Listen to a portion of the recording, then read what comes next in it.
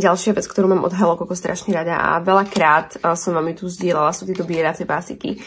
Mňa sa veľmi často ľudia pýtajú, čo používam na zuby, že ich mám také biele, či si ich dávam bieliť, alebo proste čo na ne používam.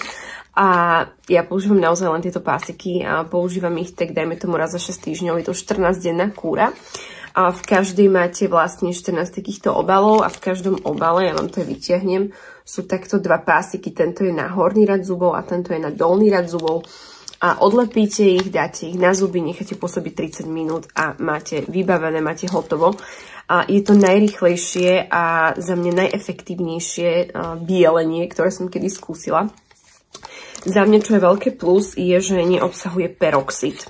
A obsahuje dve veľmi dôležité zložky. PAP, práve to je vlastne overená zložka, vedecky overená zložka, ktorá je perfektná náhrada k peroxidu. Zároveň veľmi šetrná k zubnej sklovine. No a druhá zložka je vlastne HAP, ktorá nahradza minerály späť do poškodených častí skloviny, čo časom pomôže posilniť a ochrániť vrstvy zubov. Takže oni vlastne sú nie len že bieliace, ale naozaj aj veľmi dobre pre vaše zuby.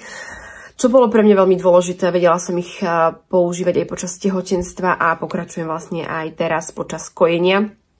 A ďalšia vec za mňa veľmi dôležitá bola, že som nikdy po nich nemala citlivé zuby. Ja som vyskúšala niekoľko pásikov, alebo teda niekoľko rôznych značiek a vždy som ich nedopoužívala, lebo po 2-3 použitiach bola moja zubná sklovina úplne oslabená, citlivá, nevedela som piť studené, teplé nič. A počas týchto pásikov, alebo teda počas používania týchto pásikov je to úplne, že jedna báseň, nehovoriac o tom, že opäť fajne chutia.